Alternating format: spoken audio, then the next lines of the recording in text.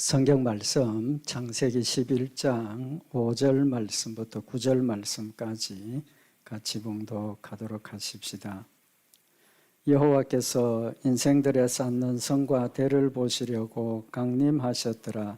여호와께서 가라사대 이 무리가 한 족속이요 언어도 하나이므로 이같이 시작하였으니 이후로는 그 경영하는 일을 금지할 수 없으리로다. 자, 우리가 내려가서 거기서 그들의 언어를 혼잡케 하여 그들로 서로 알아듣지 못하게 하자 하시고, 여호와께서 거기서 그들을 온 지면에 흩으신 고로 그들이 성 쌓기를 거쳤더라. 그러므로 그 이름을 바벨이라 하니 이는 여호와께서 거기서 온 땅의 언어를 혼잡케 하셨음이라. 여호와께서 거기서 그들을 온 지면에 흩으셨더라. 아멘. 우리 지난 시간에 이 본문 말씀을 통해서 바벨탑을 쌓은 첫 번째 이유가 교만 때문에 바벨탑을 쌓았다는 사실을 상고를 했습니다. 오늘은 두 번째 이유입니다. 두 번째 이유가 뭡니까? 오늘 여기 14절에 보면 성과 대를 쌓아 대 꼭대기를 하늘에 닿게 하여 우리 이름을 내고, 두 번째는 온 지면의 흩어짐을 면하자라고 했습니다. 그 두 번째 이유가 지면의 흩어짐을 면하자. 바꾸어 말하면 직설적으로 이야기하면 뭡니까? 그냥 함께 모여 살자는 거죠. 흩어지지 말고 모여 살자. 모여 살자는 게 좋은 겁니까? 나쁜 겁니까? 좋은 겁니까? 대답을 하시지 말고 그냥 속으로 생각을 해보십시오. 이게 문제인 게 모여 사는 게 좋은 거긴 한데, 모여서 이렇게 가깝게 사는 게 좋은 건데 근본적으로 이게 지금 잘못된 겁니다. 불순종입니다. 왜 불순종이냐 하면 창세기 1장에 보면 하나님께서 천지 만물을 창조하시고 사람들에게 축복하신 게 뭡니까? 창세기 1장 28절에 보면 하나님이 그들에게 복을 주시며 그들에게 이르시되 생육하고 번성하여 땅에 충만하라. 땅을 정복하라. 바다의 고기와 공중의 새와 땅에 움직이는 모든 생물을 다스리라 하시니라. 하나님께서 우리 사람들에게 주신 사명이 뭡니까? 생육하고 번성하고 땅에 충만한 것. 하나님께서 만들어 놓으신 이 지구에 한 부분만 살았겠지 않습니까? 아담과 하와는 좁은 지역에서 살았을 거고, 그 후손들이 점점 불어나면서 어떻게 해야 됩니까? 생육하고 번성하고 땅에 충만하라 라고 하신 게 하나님의 명령이자 축복입니다. 그죠? 근데 지금 뭐라고 그럽니까? 흩어지지 말자. 그렇게 이야기를 하고 있죠. 또 하나님께서 물로 심판을 하고 노아의 가정만 구원을 하셨습니다. 그죠? 노아의 가정이 땅을 밟고 난 뒤에 하나님께서 노아와 그 아들에게 하신 말씀이 있습니다. 창세기 9장 1절에 보면 하나님이 노아와 그 아들들에게 복을 주시며 그들에게 이르시되 생육하고 번성하여 땅에 충만하라. 너희는 생육하고 번성하며 땅에 편만하여 그 중에서 번성하라 하셨더라. 하나님께서 우리에게 주신 축복이 번성하는, 생육하고 번성하는 것이고 땅에 충만하라라고 축복하셨습니다. 그런데 오늘 이 바벨탑을 쌓는 사람들의 목적이 뭡니까? 온 지면의 흩어짐을 면하자. 바꾸어 말하면 모여 살자, 그겁니다. 그러니까 하나님께서 주신 명령을 생각을 했든지 못했든지 간에 지금 정면으로 반대를 하고 있는 거죠. 명령을 불순종하고 있는 겁니다. 그러면 성과 대를 쌓는 그 일이 왜 흩어짐을 면하고 모여 사는 일이 됩니까? 방법이 왜 그렇습니까? 이 성은 성 쌓는 것, 그죠? 성을 쌓는다 그 말입니다. 신명기 3장 5절에 보면 그 아모리 족속들 함의 후손들이 사는 그 가나안 지역에 그들의 모습을 보면 그 모든 성읍에 높은 성벽이 둘려 있고 문과 빗장이 있어 견고하며 그 외에 성벽 없는 고을이 심히 많았느니라. 그들이 사는 지역을 보니까 성벽이 높이 둘러싸져 있는 성읍도 있고 또 뭐도 있다 그랬습니까? 성벽 없는 고을도 심이 많았다. 그게 참 우리가 해석하기 좀 어려운 부분인데, 성벽을 만들었다 하는 것은 좋은 의미도 있죠. 뭐가 있습니까?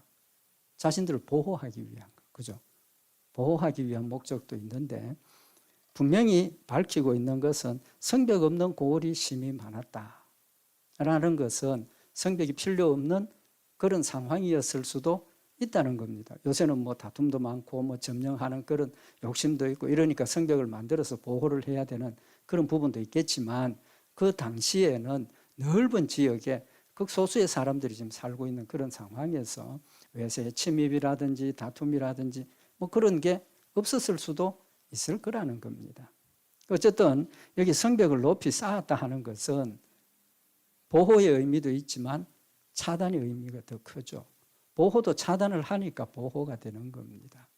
그런 의미에서 보면 모여 살자, 모여 살자. 단절을 지금 이야기를 하는 거죠. 하나님의 명령을 직접적으로 불순종하는 그런 의미를 우리가 가졌다고 해석을 할 수가 있다는 겁니다. 그러면 대를 쌓는 것, 대를 높이 쌓는 그것이 흩어짐을 면하는 이유가 되는데, 왜 그렇습니까?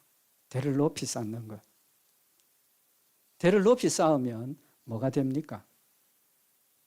서로 의견 교환이 되는 겁니다. 뭐 복잡하게 자세한 의견 교환은 안 되더라도 높이 쌓으면 멀리서 볼 수가 있다는 거죠. 지금은 뭐 통신이 발달해가지고 인터넷으로 즉시로 그냥 아는 이런 시대가 됐지만, 그때 당시는 서로 교통하고 연락할 수 있는 수단이 없는 시대입니다.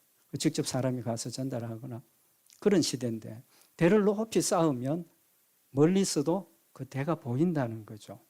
다니엘서 4장 20절에 보면 왕에 보신 그 나무가 자라서 견고하여지고 그 고는 하늘에 닿았으니 땅 끝에서도 보이겠다. 높이 쌓으면 쌓을수록 멀리서 보이지 않습니까? 옛날에 그래서 이 통신수단이 없을 때 뭘로 멀리 있는 사람들끼리 연락을 했습니까? 봉화, 그죠? 연기 막 피워가지고 연기로 사인을 주면 저쪽에서 이 연기는 뭐 외세 침입이 있다, 우리가 조심해야 되겠구나, 이 연기의 모습을 보고 모이라는 소리구나, 이런 연결 수단이 된다는 겁니다. 대를 높이 쌓으면 쌓을수록 멀리서 연결이 되고 연락이 되니까 그건 역시 흩어짐을 면할 수 있는 수단이 된다는 겁니다. 그러니까 자기들이 가지고 있는 그런 어떤 능력, 뭐 과학적인 능력, 이런 것들, 대를 높이 쌓을 수 있는 그런 능력을 가지고 하나님이 명령하신 그 일을 직접적으로 거절하는, 불순종하는 그런 결과가 지금 되어지는 겁니다. 그래서 자신들, 지난 주일날 말씀 참고했던 것처럼 자신들의 어떤 성 쌓는 능력, 이런 것들을 가지고 좋게 사용을 해야 되는데 오히려 하나님의 뜻을 거역하고 불순종하는 이제 그런 모습을 지금 보이고 있다는 겁니다. 하나님 우리에게 원하시는 게 뭡니까? 순종이죠, 순종. 순종입니다. 그죠? 다른 거 뭐, 그게 다 포함이 되는 겁니다. 그래서 사무엘상 15장 22절에 보면 사무엘이 가로되 여호와께서 번제와 다른 제사를 그 목소리 순종하는 것을 좋아하심 같이 좋아하시겠나이까? 순종이 제사보다 낫고 듣는 것이 순양의 기름보다 나으니라. 상황이 불편해서 또 할 수 없어서 제사 못 드려도 뭐가 더 낫다는 겁니까? 순종이 더 낫다는 겁니다. 제사 못 드려도 순종하면 됩니다. 극단적으로 이야기를 합니다. 하나님 우리에게 원하시는 것은 제사는 우리의 몸과 마음을 하나님 앞에 표현하는 것이고, 그 표현의 열매가 뭡니까? 순종이라는 거죠. 순종이 없는 제사는 의미가 없는 겁니다. 오히려 받지 않으십니다. 하나님께서 이스라엘 백성들에게, 이스라엘 백성들이 우상을 숭배하고 하나님 말씀 불순종하는 그 일에 지금 나서서 있는 상황에서 제사를 한번 드려도 하나님 받으시지 않는다는 겁니다. 오히려 성전 문을 닫았으면 좋겠다라고까지 말씀을 하시는 겁니다. 하나님 우리에게 원하시는 것은 순종입니다. 그래서 신명기 28장 2절에 네가 내 하나님 여호와의 말씀을 순종하면 이 모든 복이 네게 임하며 네게 미치리니. 하나님께서 우리가 순종 잘 할 수 있도록 도와주시는 겁니다. 뭐가? 순종하면 이 모든 복이 너희에게 임하리라 하시는 이 약속은 우리가 연약하기 때문에 그냥 순종하라 하면 순종하기가 힘들죠. 하나님께서 보상을 말씀을 하시는 겁니다. 순종하면 축복해 주시겠다고 약속하셔서 우리가 믿음이 연약하고 또 우리가 상황이 어려울 때 그 축복 때문에 우리가 열심히 매어 달리고 순종하게 되는 열매를 가져온다는 거죠. 그만큼 하나님 우리에게 순종을 원하시고 또 약속을 통해서 순종할 수 있도록 격려하시고 힘을 주시는 그런 축복의 약속을 하셨다는 겁니다. 그러면 불순종하는 이유가 뭡니까? 불순종하는 이유. 여러 가지가 있겠지만 제일 핵심적인 게 교만입니다. 교만. 지난주에도 말씀을 상고를 했지만 교만의 결과가 뭐라고 그랬습니까? 우리 스스로가 신이 되는 거예요. 스스로가 신이 되는 거예요. 대를 하늘 꼭대기에 다이도록 쌓자 하는 그 의미가 뭡니까? 우리 전능하다는 겁니다. 우리 뭐든지 할 수 있다는 겁니다. 그렇게 생각을 하면 하나님이 필요 없어지는 겁니다. 하나님 필요 없어지니까 하나님 말씀을 불순종하게 되고 하나님을 대적하게 되고 육신의 욕심대로 자신의 뜻대로 살게 된다는 사실을 지금 말씀을 하고 있는 겁니다. 그래서 느헤미야 9장 29절에 다시 주의 율법을 복종하게 하시려고 경계하셨으나 저희가 교만히 행하여 사람이 준행하면 그 가운데서 삶을 얻는 주의 계명을 듣지 아니하며 주의 규례를 범하여 고집하는 어깨를 내어 밀며 목을 굳게 하여 듣지 아니하였나이다. 교만한 마음이 생기면 하나님 말씀을 거역하고 또 고집스러운 완고하고 완악한 그런 마음이 된다는 사실을 우리에게 교훈을 하고 있는 겁니다. 교만해지면 절대로 하나님 말씀 순종할 수 없습니다. 왜? 나 혼자 다 할 수 있다고 생각을 하니까. 필요가 없지 않습니까? 그러니까 하나님과 점점 멀어지고 결국 내가 신의 자리에 앉게 되니까 더 하나님과 단절되는 결과를 가져온다는 겁니다. 그럼 우리가 하나님 말씀을 순종하기 위해서 뭐 해야 됩니까? 하나님 말씀 순종하기 위해서 우리가 해야 될 것. 겸손해야 됩니다. 그죠? 겸손. 근데 사실은 겸손이 아니고 하나님 앞에서 나 자신을 보면 저절로 하나님 앞에 엎드려질 수밖에 없는 겁니다. 내 자신을 알라 그랬지 않습니까? 내 자신을 알라고. 내 자신을 정확하게 알면 우리는 하나님을 의지할 수밖에 없는 겁니다. 뭘 할 수 있습니까? 아무것도 할 수 없지 않습니까? 할 수 없다는 뜻이 뭡니까? 우리는 생명이 절대적인 건데 예수를 믿지 않으면 생명을 얻을 수 없습니다. 천국 갈 수 없는 겁니다. 예수 그리스도가 아니면 영생을 얻을 수 없고 천국 갈 수 없는 이 상황을 우리가 명확하게 인식을 하면 절대로 우리는 교만해질 수 없는 겁니다. 절대로 교만해질 수 없어요. 그래서 우리는 항상 내 자신을 누구 앞에? 하나님 앞에 세워놓고 나 자신을 봐야 된다는 겁니다. 이사야서 6장에 보면 하나님께서 이사야 선지자에게 사명을 주시는 내용이 기록이 되어져 있습니다. 그 내용을 보면 하나님께서 이사야에게 사명을 주시는데 제일 먼저 하신 일이 뭡니까? 이사야 6장 1절에 보면 우시야 왕이 죽던 해에 내가 본즉 주께서 높이 들린 보좌에 앉으셨는데 그 옷자락은 성전에 가득하고 그때 내가 말하되 화로다 나여 망하게 되었도다. 하나님께서 이사야에게 사명을 주시기 직전에 뭘 보여주셨다는 겁니까? 하나님을 보여주셨다는 겁니다. 이사야가 하나님의 모습을 보니까 성전에 하나님의 영광스러운 모습이 임하시고 하나님이 놀라운 그런 영광스러운 형상을 자신 앞에 보여주시니까 뭘 깨닫습니까? 나는 죄인이라는 사실을 깨닫게 되더라는 겁니다. 그때 내가 말하되 화로다 나여 망하게 되었도다. 나는 입술이 부정한 사람이요 입술이 부정한 백성 중에 거하면서 만군의 여호와이신 왕을 배웠음이로다. 하나님 앞에 선 자신의 모습을 보니까 제일 먼저 느껴지는 게 뭡니까? 나는 죄인이다. 나는 죄인이다. 하나님께서 이사야에게 지금 선지자의 사명을 맡기시려 하시는데 선지자가 감당해야 될 핵심적인 신체 부분이 뭡니까? 입이지 않습니까? 말씀 전해야 되는데 하나님 말씀을 전해야 되는 그 입이 나는 부정하다. 나는 입술이 부정한 백성 중에 거하고 나는 입술이 부정한 사람이다라고 고백을 하는 겁니다. 그 의미는 뭡니까? 자신은 하나님의 일을 아무것도 할 수 없다는 겁니다.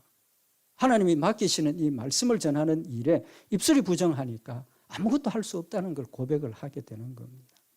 그때 하나님께서 어떻게 하십니까? 이사야 6장 6절에 보면 때에 그 서랍의 하나가 화저로 단에서 취한 바 핀 숯을 손에 가지고 그에게 내게로 날아와서 그것을 내 입에 대며 가로되 보라 이것이 네 입에 닿았으니 네 악이 제하여졌고 네 죄가 사하여졌느니라. 하나님께서 제단의 숯불을 가지고 와서 이사야의 입술에 대면서 이 숯불이 네 입에 닿았으니까 네 악이 제하여졌고 네 죄가 사하여졌다. 이사야가 자신이 죄인됨을 고백을 하고 하나님 앞에 내 입술로 아무것도 할 수 없다라는 걸 고백을 할 때 하나님께서 입술을 정결케 하시면서 네 모든 죄가 사하여졌고 용서함 받았다. 하나님이 우리가 하나님 앞에 섰을 때 우리의 죄인됨을 깨닫고 하나님 앞에 엎드려지면 하나님 나는 죄인이로소이다. 아무것도 할 수 없습니다. 했을 때 하나님께서 네 죄를 용서했다. 용서했기 때문에 이제는 뭘 해야 됩니까? 순종해야 되고 순종할 수 있다는 겁니다. 그러시고 하나님께서 이어서 하시는 말씀이 네 죄가 사하여졌느니라 하시고 하시는 말씀이 이사야서 6장 8절에 보면 내가 또 주의 목소리를 들은즉 이르시되 내가 누구를 보내며 누가 우리를 위하여 갈꼬. 내가 누구를 보내며 내가 누구를 위하여 누가 우리를 위하여 갈꼬. 그때 이사야의 대답이 뭡니까? 그때 내가 가로되 내가 여기 있나이다 나를 보내소서. 내가 여기 있나이다 나를 보내소서입니다. 하나님께서 직접 이사야에게 내가 너에게 사명을 주노니 네가 가서 이스라엘 백성들에게 말씀을 전하라가 아닙니다. 전하라가 아닙니다. 하나님께서 내가 누구를 보내고 또 내가 누가 우리를 위해서 가겠느냐. 이사야가 나는 입술이 부정한 사람입니다 했던 그 이사야가 하나님께서 자신의 죄를 용서하심을 깨닫고 나니까 하나님께서 누구를 보내야 되느냐 할 때 자원해서 나는 죄인이기 때문에 할 수 없습니다라고 했던 이사야가 자원해서 내가 여기 있나이다 나를 보내소서. 내가 여기 있나이다 나를 보내소서. 하나님의 말씀을 순종하는 자세가 늘 자원하는 믿음의 순종이어야 함을 우리에게 보여주시고 또 우리가 자원할 수 있는 힘은 어디에서 나오는 겁니까? 내가 예수 그리스도의 은혜로 하나님의 놀라운 사랑으로 내 죄 용서함을 받았다는 사실을 깨달을 때 자원하는 힘이 거기서부터 시작이 되는 겁니다. 하나님께서 억지로 순종하라고 말씀하시지 않습니다. 순종하라고 명령은 하셨지만 내 의지에 내 뜻에 맡겨주시는 겁니다. 하나님 내 뜻에 맡겨두시는 거예요. 우리의 의지를 하나님 절대로 꺾지 않으십니다. 우리가 자원해서 우리의 뜻대로 힘을 다해서 하나님 말씀에 순종할 수 있도록 하시는 하나님이시고 순종하기를 원하시는 하나님이지 매를 때리고 협박을 하고 위협을 하고 그렇게 원하시는 게 아니라는 거예요. 하나님 우리에게 원하시는 모습은 늘 내 자신을 하나님 앞에 세워놓고 내가 죄인됨을 깨닫고 무능함과 무능력함을 깨닫고 하나님 나는 아무것도 할 수 없습니다 할 때 하나님께서 내가 누구를 보낼고 그때 우리의 마음이 하나님 나와 함께 하심을 깨닫게 되고 하나님의 사랑과 은혜를 깨닫게 될 때 힘을 내어서 주여 내가 여기 있습니다. 나 아무것도 할 수 없습니다. 나는 어리석고 연약합니다. 하나님 나를 보내주십시오. 그 의미가 뭡니까? 하나님 주신 힘으로 하나님 힘 주시면 하나님 나에게 사명 맡겨주시면 하겠습니다 아닙니까? 내가 아니라는 겁니다.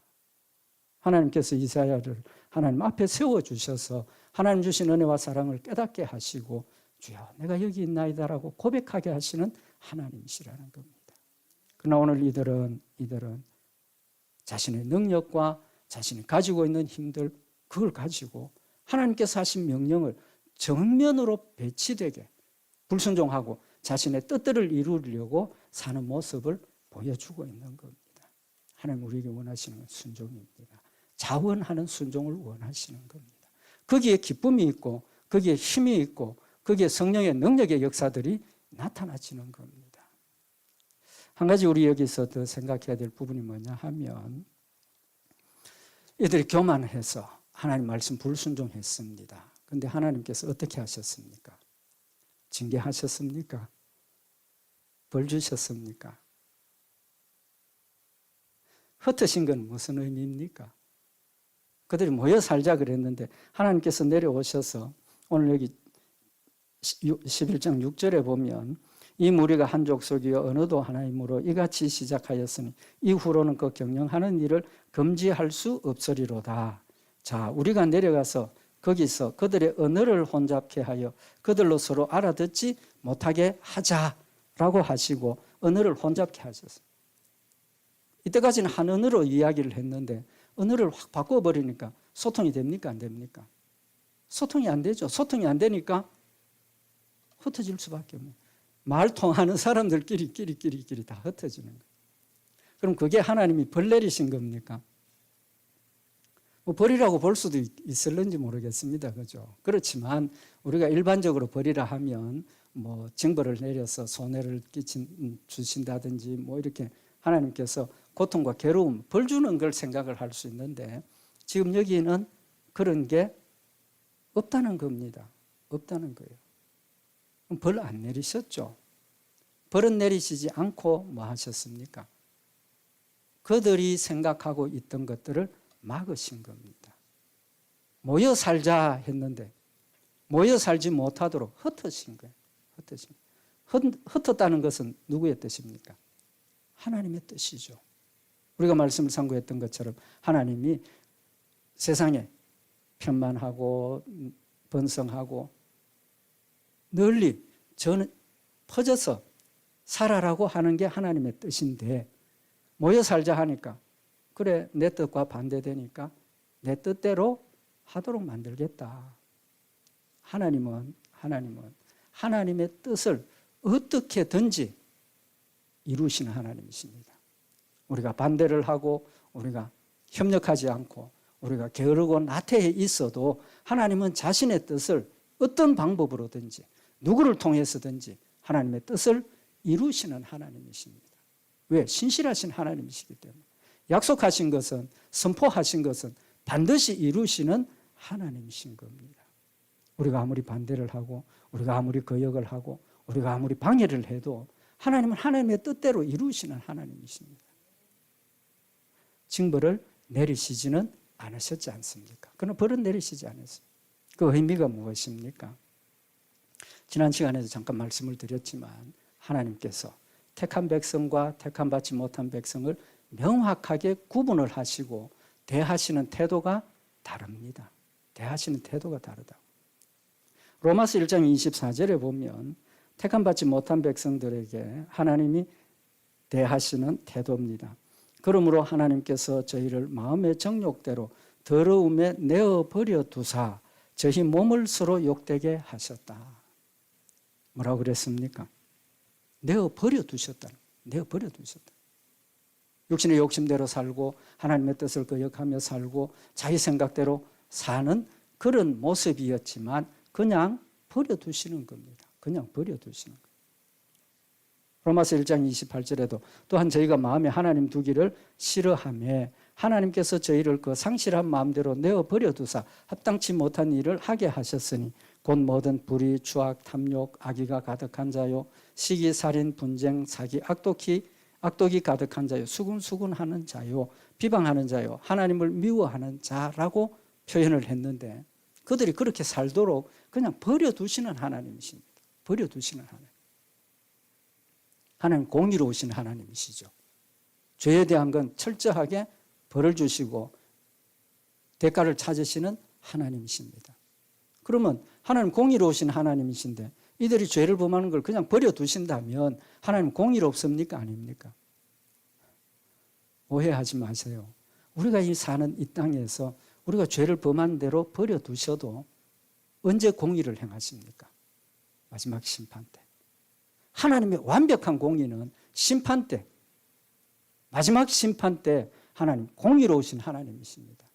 우리의 모든 죄를 찾으시고 우리의 모든 죄를 값을 치르도록 하시는 하나님이신 겁니다. 지금 이 세상에서 믿지 않는 자들이 오히려 우리보다 더 번성하고 평안하고 더 잘 사는 것 같지만 하나님의 공의는 예수님 재림하셔서 심판하시는 그 순간에 그들의 모든 죄를 찾으시고 어디로 보냅니까? 지옥으로 보내시는 거예요. 그러니까 지금 이 땅에서 믿지 않는 자들이 하나님을 대적하고 하나님을 방해하고 그러면서 잘 살고 잘 먹고 잘 사는 것은 하나님 공의가 없어가 아니라 심판하실 때 공의하시는 거예요. 그러면 하나님께서 지금 이렇게 그들을 버려두시는 이유가 뭡니까? 징벌하지 않는 이유 한 가지입니다. 징벌하시지 않는 이유는 그들이 회개할까 봐. 죄를 범했는데 벌을 받고 징벌을 받으면 하나님 안 믿는 사람도 뭐합니까? 두려워하지 않습니까? 믿지 않는 자들도 자신에게 무슨 문제가 생기고 자녀들에게 어려운 일이 생기고 그럼 무슨 생각합니까? 아이고 왜 이래 애군이 꼈나? 왜 이렇게 문제가 생겼나? 그 자기들 신을 찾아가지고 무당, 푸덕거리, 굿 하는 이유가 뭡니까? 자신이 지금 받고 있는 그 징벌에 대해서 용서함을 받고 벗어나고자 하는 목적이 거기에 있다는 겁니다. 하나님께서 그들을 징벌하지 않는 이유는 회개할까 봐 걱정하시는 거예요. 이사야 6장 9절에 보면 여호와께서 가라사대 가서 이 백성에게 이르기를 너희가 듣기는 들어도 깨닫지 못할 것이요 보기는 보아도 알지 못하리라 하여 이 백성의 마음으로 둔하게 하며 그 귀가 막히고 눈이 감기게 하라. 염려컨대 그들이 눈으로 보고 귀로 듣고 마음으로 깨닫고 다시 돌아와서 고침을 받을까 하노라. 이사야에게 하나님 말씀을 증거하라고 사명을 주셨지만 증거하는 그 말씀이 그들의 마음을 변화시키고 회개하도록이 아니라 그들의 귀를 닫고 그들의 눈을 막고 마음이 둔해지도록 하라는 겁니다. 정반대의 목적을 가지고 이 말씀을 하시는 거예요. 왜? 그들이 눈으로 보고 귀로 듣고 마음으로 깨닫고 다시 돌아와서 고침을 받을까 염려하신다는 겁니다. 하나님 우리에게 책망하시는 이유는 하나님 우리에게 징벌하시는 이유는 회개하고 돌이키도록 하기 위해서 징벌하시는 겁니다. 믿지 않는 자들은 자기들 원하는 대로 살도록 버려두시는 것은 하나님의 계심과 하나님을 두려워하는 마음이 그들에게 생겨서 하나님 찾을까 봐 걱정하신다는 겁니다. 버려두신다는 겁니다. 니느웨의 경우는 어떻습니까? 니느웨가 역시 함의 후손들입니다. 그죠? 하나님께서 요나에게 말씀을 하셔서 너는 일어나 그 큰 성읍 니느웨로 가서 그것을 쳐서 외치라. 그 악독이 내 앞에 상달하였음이니라. 니느웨를 함의 후손인데 니느웨에 가서 요나에게 복음 전해서 그들이 회개하도록 하라. 왜? 택한 백성이었기 때문에. 바벨탑을 쌓은 사람들은 어떤 사람입니까? 택함받지 못한 사람들이니까 하나님 말씀 거역하고 자기 뜻대로 행동을 해도 하나님께서 그냥 흩으시고 하나님의 뜻을 거역하지 못하도록 하나님의 뜻이 이루어지도록 그들을 흩으셨을 뿐이지 징벌은 안 하셨다는 겁니다. 요나서 1장에 보면 요나가 하나님께서 가라 하시는 말씀을 불순종하고 도망갔지 않습니까? 도망갔습니다. 하나님의 뜻이 뭡니까? 니느웨에 있는 사람들이 복음을 듣고 예수님께로 하나님께로 돌아와서 회개하고 구원받아야 하는 것이 하나님의 뜻인데 요나가 그걸 버리고 도망갔으니까 하나님은 어떻게 하셨습니까? 요나를 물고기 뱃속에 집어넣어가지고 다시 나오게 하시고 요나로 회개하게 하시고 가서 복음 전해서 그가 복음을 전할 때 왕으로부터 온 백성이 그 말씀을 듣고 회개하고 금식하고 하나님 말씀을 받아들여서 용서받게 하신 하나님이시더라는 겁니다. 택한 백성과 택함받지 못한 백성에 대한 명확한 하나님의 태도를 지금 우리에게 보여주고 있는 겁니다. 바벨 지역에 사는 사람들, 바벨탑을 쌓은 사람들, 징벌하시지 않았습니다. 그냥 막으시고 하나님의 뜻이 이루어지도록 하신 것이지 징벌하시지 않았습니다. 소돔과 고모라 역시 마찬가지 아닙니까? 같은 함의 자손들입니다. 그럼에도 불구하고 같은 함의 자손이지만 니느웨 사람들은 하나님께서 그들을 택하셨기 때문에 요나를 보내서 회개하게 하셔서 돌아오게 하셨고 소돔과 고모라, 바벨 하나님께서 그냥 버려두시고 하나님의 뜻을 이루시는 분이라는 사실을 지금 우리에게 교훈을 하고 있는 겁니다. 여러분과 저는 하나님 택함 받은 백성입니다. 하나님 우리를 늘 깨우쳐 주시고 하나님 앞에 세우시고 하나님 주신 힘으로 어리석고 연약하고 무능하지만 하나님 말씀 순종할 수 있도록 지금도 하나님 역사하신다는 사실을 다시 한번 우리의 마음에 새기고 우리가 더 온전해지기 위해서는 늘 내 자신을 하나님 앞에 세워서 내 자신의 모습을 돌아보고 내가 변화되어야 할 부분, 내가 또 해야 할 부분들 깨우쳐서 하나님 인도하시는 대로 성령의 역사를 따라 순종하고 주의 뜻을 이루고 하나님 약속하신 축복을 풍성히 받아 누리는 역사들 있기를 바랍니다. 기도드리십시다. 사랑의 하나님 아버지, 바벨 지역에 살던 사람들, 하나님을 알지 못하고 자신의 능력과 자신의 생각과 자신의 뜻들을 앞세워서 하나님의 뜻을 거역하였지만 하나님께서 그들을 막으시고 하나님의 뜻대로 일들을 이루셨음을 다시 한번 이 말씀을 통해서 우리 마음속에 새기는 저희들 되게 하시고 우리의 삶이 늘 하나님 앞에 세워진 삶이 되게 하셔서 하나님 원하시고 기뻐하시는 모습으로 거듭나는 저희들 되게 하시고 하나님 말씀대로 순종하며 하나님의 뜻을 이루어서 하나님을 기쁘시게 하며 하늘나라의 아름다운 상급들로 충만히 받아 누리는 복된 역사에 있도록 주님 축복하여 주시옵소서. 늘 함께 하시고 승리케 하실 줄 믿고 감사드리오며 우리 주 예수 그리스도의 이름으로 기도드리옵나이다. 아멘.